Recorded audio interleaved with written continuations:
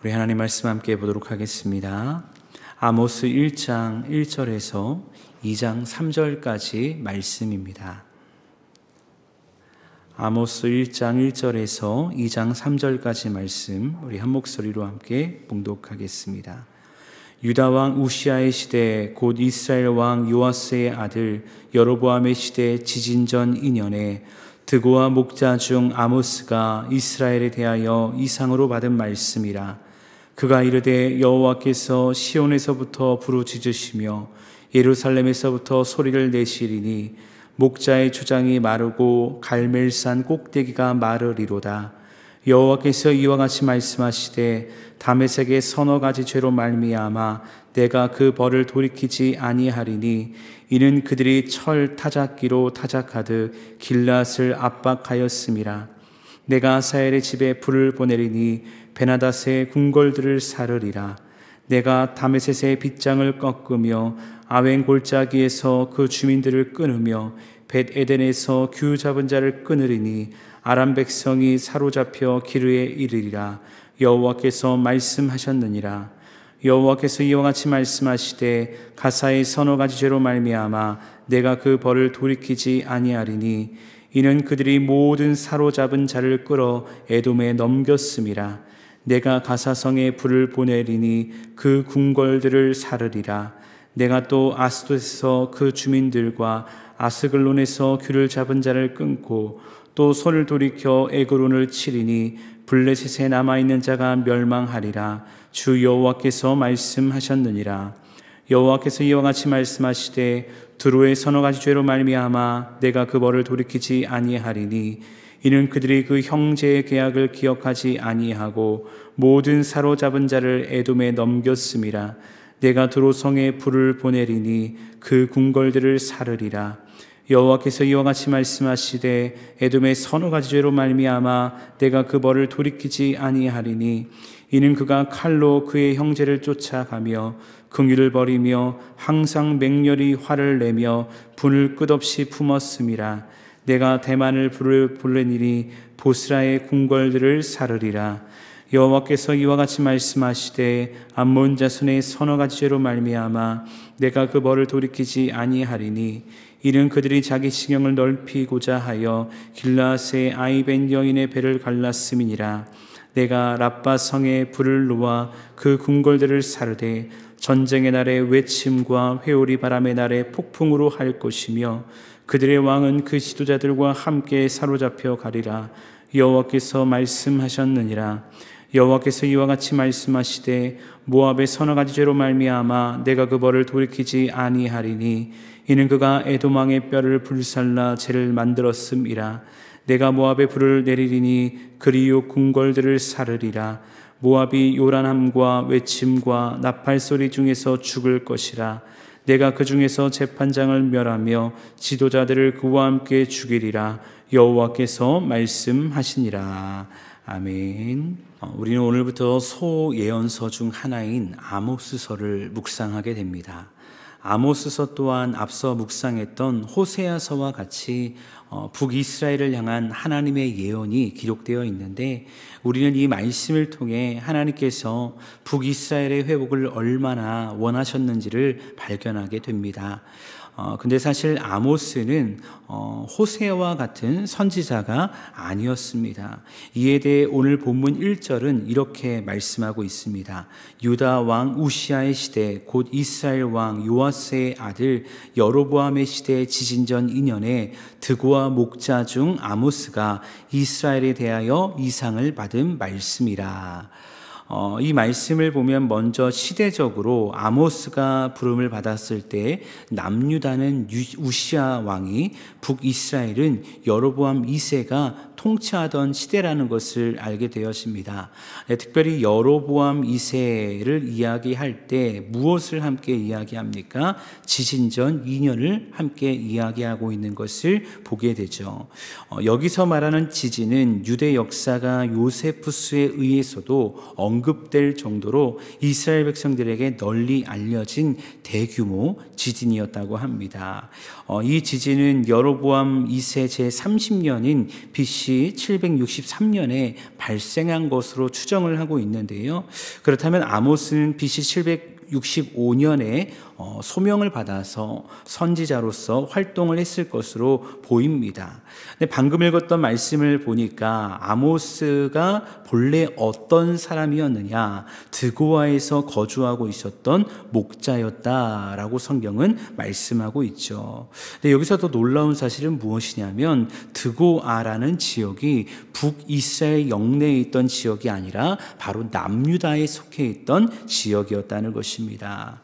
여러분, 이를 통해 우리가 무엇을 알 수 있습니까? 하나님께서 얼마나 간절하셨는지 남유다에 거주했던 목자를 부르셔서 하나님의 말씀을 듣게 하시고 그 말씀을 북이스라엘에게 전하게 하셨다는 것입니다.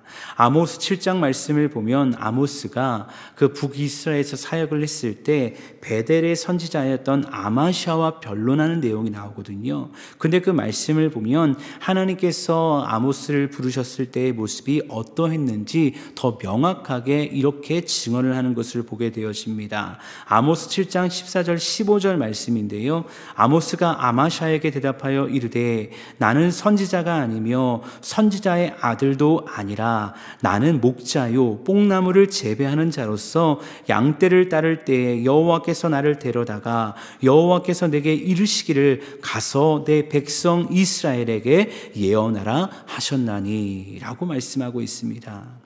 여러분, 이 말씀을 통해 보건대 아모스의 말대로 아모스는 선지자도 아니고요, 선지자의 아들도 아니었습니다. 그저 드고아 지역에서 뽕나무를 재배하며 목자로서 양떼를 지키는 자였을 뿐이죠.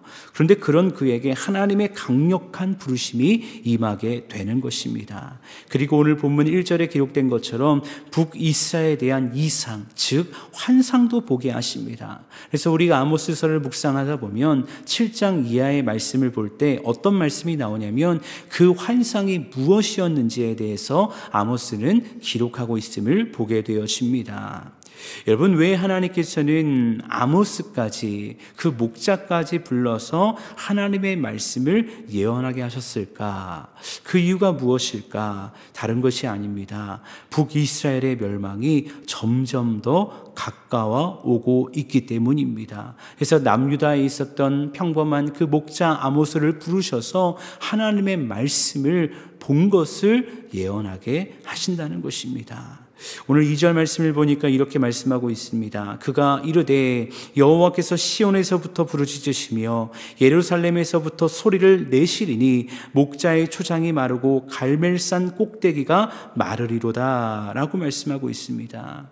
사실 2절 말씀은 아모스서를 잘 표현하고 있는 주제와 같은 말씀이다 라고 이야기할 수 있는데요, 특별히 여기서 부르짖는다 라는 표현은요, 먹잇감이나 대적하는 상대를 눈앞에 둔 사자가 그 먹잇감을, 그 대적을 공격할 때 내는 매우 우렁차고 공포스러운 소리를 묘사하는 것입니다. 근데 이 부르짖는 이 무서운 소리가 어디에서부터 시작된다고 성경은 말하고 있습니까? 하나님의 성전이 있는 시온, 즉 예루살렘에서부터 시작된다라고 말씀하고 있습니다. 근데 여기서 중요한 것은 그 소리가 무엇이냐, 그 소리를 통해 무엇을 말씀하고 있느냐인데 2절 말씀 보니까 목자의 초장이 마르고 갈멜산 꼭대기가 마르리로다 이렇게 소리 지르고 있다는 것입니다. 이 2절 말씀에서 말하는 목자의 초장과 갈멜산 꼭대기는 우리가 두 가지의 측면에서 생각해 볼 수 있는데, 먼저는 지리적인 측면에서 볼 때요, 목자의 초장은 북이스라엘의 낮은 평원, 즉 드넓은 목초 지대를 말하는 것이고요, 갈멜산 꼭대기는 북이스라엘의 높은 산악지대를 말하는 것으로 볼 수 있습니다. 근데 이 두 지명이 북이스라엘에게 주는 사회적인 영향이 있습니다. 이것이 두 번째 측면인데, 목자의 초장은요, 목축업을 통한 생계와 부를 가져다 주었습니다. 그리고 갈멜산 꼭대기는 울창한 산림에서 생산되는 정말 고품질의 포도를 비롯한 각종 농산물을 가져다 줌으로 말미암아 북이스라엘에게 부와 명예를 가져다 주었다는 것입니다.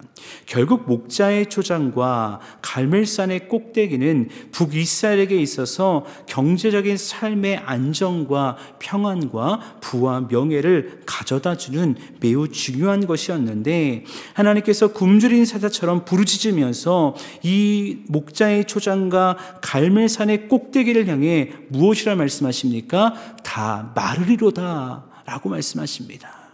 다 마른다고 말씀하시는 겁니다. 당시 갈멜산은 북이스라엘에서 꽤 높은 산으로 인식이 되었습니다. 그렇게 이 말씀을 통해 우리는 이렇게 또 살펴볼 수 있습니다. 북이스라엘의 높은 곳에서부터 낮은 평원까지 다 마른다는 것입니다. 하나님의 심판을 받게 된다는 무서운 하나님의 예언의 말씀으로 이 말씀을 받아들이게 된다는 것이죠. 그런데 여러분, 이 메시지를 누가 전해야 하는 것입니까? 선지자도 아닌, 북이스라엘 사람도 아닌 아모스가 전해야 하는 것입니다. 여러분, 아모스의 이름의 뜻이 이런 뜻을 가지고 있습니다. 무거운 짐진 자라는 뜻을 가지고 있습니다. 구약시대에는 사람의 이름을 통해 그의 사명과 삶을 평가할 수 있었는데, 무거운 짐진 자라는 이름을 뜻을 통해서 우리는 아모스의 사명이 얼마나 무겁고 얼마나 힘들었을지를 추측해 볼 수 있다는 것이죠. 여러분, 세상에 비난받기를 좋아하는 사람이 어디 있을까요? 세상을 살아가면서 이 세상에 태어난 사람이라면 기본적인 욕구들이 있습니다. 그런데 그 욕구 중 인정의 욕구가 없는 사람이 있을까요? 제가 아모스를 목자로 소개를 하니까 우리는 아모스에 대해서 그냥 목자면은 그냥 평민이었나 보다, 별 볼 일 없는 사람이었나 보다라고 생각할 수 있는데, 사실 아모스는 당시 뽕나무 재배와 목축업을 통해서요 상당한 부를 자랑했던 자였습니다. 그리고 나라의 정세에 대해서도 잘 알고 있는 지식인이었다라고 알려져 있죠. 그렇다고 한다면 아모스가 드고아에서 그냥 지내면서 지금 있는 모습 그대로 주변 사람들로부터 인정받고 살아가면 되는 것 아닌가요? 그런데 그 누구도 인정해 주지 않는 정말 그 민족도 아닌 북이스라엘로 가서 그들이 듣기 싫어하는 말씀을 전해야 하는데, 아모스는요 그 길을 걸어가는 것입니다. 힘들고 어렵지만 무거운 짐을 지며 그 길을 향해 한 걸음 한 걸음 나아가는 것입니다. 왜 그래야 될까요? 왜 그런 삶을 살아가야 될까요? 하나님께서 아모스에게 분명하게 보여주셨거든요. 하나님의 무서운 심판이 북이스라엘에게 어떻게 일어날지를 보여주셨거든요. 그러니까 그 무서운 심판을 이상으로 본 아모스가, 환상으로 생생하게 본 아모스가 가만히 있을 수 없는 것입니다. 여러분, 우리가 드라마에서 보는 것처럼 혹여나 과거로 돌아간다면 국가의 재난, 예를 들어 삼풍백화점 붕괴나 전 세계의 재난이었던 9.11 테러와 같은 사건을 알고 있는 자로 그 과거에 돌아가 있다면 여러분 어떻게 하시겠습니까? 그 끔찍한 재난이 일어나기 전에 뭐 하시겠습니까? 그곳으로 가야죠. 외쳐야죠. 이곳에 있으면 안 된다고, 죽는다고, 빨리 빠져나와야 된다고, 사람들이 미쳤다고 할지라도 사람들을 향해 정말 미친 듯이 내 목소리가 갈기갈기 찢어질지라도 가서 외치는 것입니다. 사랑하는 여러분, 우리는 요즘 무엇을 보고 살아가십니까? 우리가 무엇을 보고 무슨 영향력을 받고 살아가냐에 따라서 우리의 삶의 방향성은요 완전히 달라질 것입니다. 우리가 정말 하나님 나라를 소망하며 정말 성경이 말하고 있는 주님의 나라를 꿈꾸는 정말 그런 자로 살아간다면 우리는 더 헌신된 자로서 아모스와 같이 그 짐지는 그리스도인의 길을 우리는 걸어가게 될 줄로 믿습니다. 그런 관점에서 우리는 요즘 무엇을 바라보고 무엇의 영향력을 받으며 살아가고 있습니까? 이 세상의 부와 명예, 어떻게 하면 더 잘 살까? 어떻게 하면 더 돈을 많이 벌까? 이런 생각을 가지고 세상 돌아가는 이야기를 보라보며 살아가고 있습니까? 아니면 하나님의 말씀을 묵상하며 점점 악해지는 이 마지막 시대에 이 세대를 향한 하나님의 안타까운 마음을 느끼고 진정한 그리스도인으로 살아가고 있습니까? 제가 많은 인생을 살아간 것은 아니지만 21세기 현 시대를 살아가면서 확실히 느끼는 것이 있습니다. 그것은 무엇이냐면 세상이 점점점 악해지고 있다는 것입니다. 제가 과거 살아왔던 그 시대보다 지금의 시대, 2020년을 지난 이 시대는요, 점점 그 죄악이 빨라지는 시대를 살아가고 있다는 거 절실하게 느낀다는 것입니다. 그래서 하나님의 말씀을 통한 진리가 점점 사라지는 시대를 맛보고 있구나라는 것을 깨닫게 된다는 것이죠. 요 근래 한국을 떠들썩하게 했던 한 남자 연예인의 혼외자 이슈가 있었죠. 물론 그 상황과 과정이 어떻게 진행되었는지 모르기 때문에 이 말을 하는 것이 조심스러울 수 있지만 해당 연예인이 얼마 전에 한 시상식에 참여해서 이런 발언을 했습니다. 모든 질책은 제가 받고 아버지로서 아들에 대한 책임은 끝까지 다할 것입니다. 그러니까 기다렸다는 듯이 그 자리에 참석한 사람들이, 다른 연예인들이 박수를 치더라고요. 환호성을 치는 여자 연예인들도 있었습니다. 그리고 SNS에서 이 일에 대한 사람들의 갑을 논박이 시작되었는데, 제가 이 얘기를 하는 이유는 무엇이냐면 너무나 깜짝 놀란 어떤 사람들의 주장들이 있었기 때문입니다. 어떤 사람이 이 사건에 대해 긍정적인 표현을 하면서 이런 이야기를 하더라고요. 이런 새로운 가정의 형태다. 이제는 우리가 이런 가정의 변화를 인식하고 살아가야 한다라고 하면서 그 모습에 대해서 칭찬을 하고 인정해야 된다. 새로운 가정의 형태다라고 이야기를 하더라고요. 그리고 그곳에 많은 좋아요의 그런 댓글들이 달려있는 것을 보게 되었습니다. 하나님이 창조의 질서 가운데 인간에게 축복을 주신 가정이 있지 않습니까? 그 가정의 목적은 하나됨인데 그 모든 것이 깨어져 버리는 시대, 그 깨어짐이 당연한 것이며 새로운 가정의 형태라고 말하는 시대, 우리는 이러한 세상 속에서 어떠한 자로 살아가야 할까요? 이런 악한 세대 가운데 하나님이 찾으시는 사람은 누구일까? 우리는 한번 생각해 보아야 한다는 것입니다. 하나님께서는 교회가 많아지고 그냥 단순히 목회자가 많아지기를 원하실까요? 절대 그렇지 않습니다. 과거에는 목회자가 되는 것이 축복이고 목회자가 많아지는 것이 부흥이라고 외치는 시대가 있었습니다. 근데 정말 부끄러운 고백이지만요, 신학교도 희망을 잃어가는 시대가 살아가고 있다는 것입니다. 제가 나온 학교가 성결대학교인데요, 얼마 전에 진짜 안타까운 이야기를 들었습니다. 학교에서 신학과에 입학한 학생들을 뽑을 때 가장 중요한 것이 무엇일까요? 기본적으로 있어야 될 것이 무엇일까요? 예수 믿는 사람들을 뽑아야 되는 거 아닙니까? 세례 받은 사람들을 뽑아야 되는 거 아닙니까? 근데 학교를 경제적으로 운영하기 힘들다고 세례 교인이 아닌 사람들에게 신학과를 입학할 수 있도록 학교 정관을 개정했다. 그런 이야기를 들었습니다. 그러니까 무슨 일이 일어나냐면요, 그 성결대학교가 종합대학이거든요. 그러니까 학생들이 꼼수를 쓰는 겁니다. 일반 학과를 갈 실력이 안 되는 학생들이 등급이 낮은 신학과에 들어와서 복수 전공을 하거나 전과를 하는 일들이 일어나는 겁니다. 제대로 된 목회자가 배출되지 않은 것이죠. 그러니까 현직에 계신 어떤 교수님께서 이런 이야기를 하셨다는 얘기를 들었습니다. 이제는 신학생이 신학생을 전도해야 되는 시대가 왔다라는 이야기를 하면서 울분을 토하는 그런 이야기를 들었습니다. 여러분, 지금 우리는 이런 시대를 살아갑니다. 이런 어려운 시대를 살아간다는 것입니다. 결국 누가 희망입니까?